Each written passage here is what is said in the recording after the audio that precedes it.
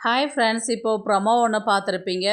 திவ்யா வந்து வினோத் வந்து இந்த மாதிரி திவாகரை வந்து பாடி ஷேமிங் பண்ணுறாரு.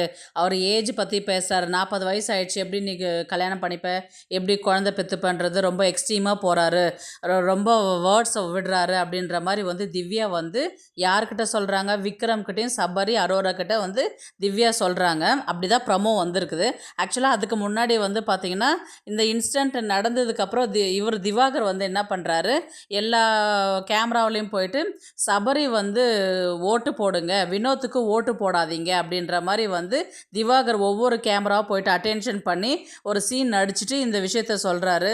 காரணம் வந்து வினோத் வந்து பாடி ஷேமிங் எல்லாம் பண்ணுறாரு, ரொம்ப வேர்ட்ஸ் விடுறாரு, ரொம்ப கொச்சையாக பேசுகிறாரு, அவர் வந்து கீழ்த்தரமான ஒரு ஆள், அவருக்கு போடாதீங்க அப்படின்ற மாதிரி வந்து ஆளை வந்து ரொம்பவே மட்டம் தட்டி பேசுகிறாரு.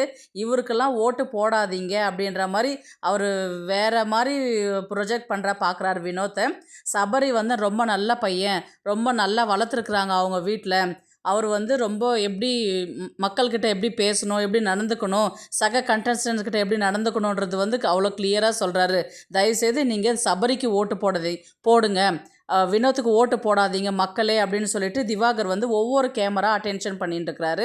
இதில் இந்த விஷயத்தை வந்து சொல்லிட்டு போனதுக்கு அப்புறம் வந்து பார்த்திங்கன்னா, சபரியும் விக்ரமும் என்ன பேசுகிறாருன்னா, இவங்க ரொம்ப யோகியா மாதிரி வந்து அவரை வந்து சொல்லிட்டு போகிறாரு அப்படின்ற மாதிரி பேசுகிறாங்க. அதுக்கு உடனே அரோரா என்ன சொல்கிறாரு, பிக் பாஸ் என்ன அவர் சொந்த ஹவுஸ் மாதிரி வந்து வினோத் ஓவராக ஆக்டிங் பண்ணிட்டு இருக்கிறாரு, கண்டஸ்டன்ஸ்லாம் வந்ததுலேருந்து அவர் ஆக்டிங்கு, அவர் பிஹேவியர் சரியில்லை, இவர்கிட்ட வந்து அது அந்த அதிக அளவு வந்து பேசவே கூடாது, இவர் கேரக்டர் ரொம்ப மாறி போயிடுச்சு, ஏன் இப்படி நடந்துக்கிறாருன்னு எனக்கு ஒன்றுமே புரியல அப்படின்ற மாதிரி அரோரா வந்து சொல்கிறாங்க.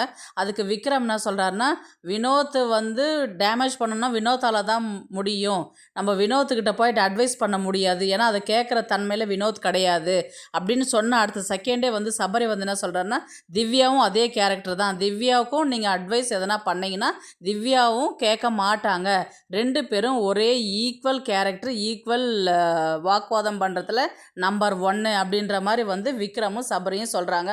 உங்களுடைய கருத்து என்னன்றது இப்போ ப்ளீஸ் கமெண்ட் பண்ணுங்கள், ப்ளீஸ் லைக் பண்ணுங்கள், ஷேர் பண்ணுங்கள், சப்ஸ்கிரைப் பண்ணுங்கள். தேங்க்ஸ் ஃபார் வாட்சிங்.